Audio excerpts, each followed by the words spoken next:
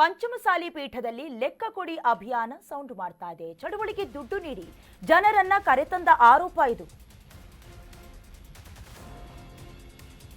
ಪಂಚಮಸಾಲಿ ಪೀಠದಲ್ಲಿ ಲೆಕ್ಕ ಕೊಡಿ ಅಭಿಯಾನ ನಡೀತಾ ಇದೆ. ಚಳುವಳಿಗೆ ದುಡ್ಡು ನೀಡಿ ಜನರನ್ನ ಕರೆತಂದಿದ್ದಾರೆ ಅನ್ನುವ ಆರೋಪ ಕೇಳಿಬರ್ತಾ ಇದೆ. ಸದ್ಯ ವಿಡಿಯೋ ಬಿಡುಗಡೆ ಮಾಡಿದ ಟ್ರಸ್ಟಿ ಚಂದ್ರಶೇಖರ್ ಪೂಜಾರ್ ದಾವಣಗೆರೆಯಲ್ಲಿ ವಿಡಿಯೋವನ್ನ ಬಿಡುಗಡೆ ಮಾಡಿದ್ದಾರೆ. ಪೂಜಾರ್ ಆಡಳಿತಾಧಿಕಾರಿ ಡಾಕ್ಟರ್ ರಾಜ್ಕುಮಾರ್ ಆಪ್ತ ಅಶೋಕ್ಗೆ ಹಣವನ್ನ ನೀಡಿರೋದಂತೆ.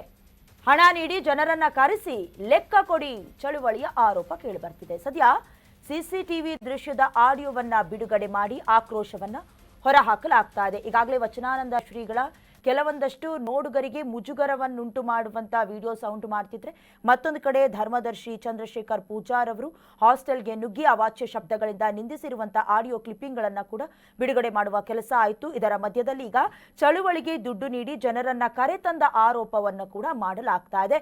ದಾವಣಗೆರೆಯಲ್ಲಿ ಇದಕ್ಕೆ ಸಂಬಂಧಪಟ್ಟ ಹಾಗೆ ದೃಶ್ಯದಲ್ಲಿ ಗಮನಿಸ್ತಾ ಇದ್ದೀರಾ. ಏಕಾಏಕಿ ವಚನಾನಂದ ಶ್ರೀಗಳು ಬಾಗಿಲನ್ನ ತಗೊಂಡು ಒಳಗಡೆ ಬರ್ತಾರೆ, ಕೈನಲ್ಲಿ ಒಂದಷ್ಟು ಹಣಗಳನ್ನ ಇಟ್ಕೊಂಡಿರ್ತಾರೆ.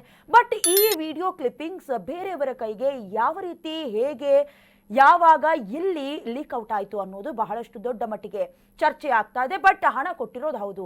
ಯಾವ ವಿಚಾರ ಕೊಟ್ಟರು, ಜನರನ್ನ ಕರೆತರೋದಕ್ಕೆ ಕೊಟ್ರ, ಒಳಗೇನಾದ್ರೂ ವ್ಯವಹಾರ ಇತ್ತಾ ಅದೆಲ್ಲ ಗೊತ್ತಿಲ್ಲ.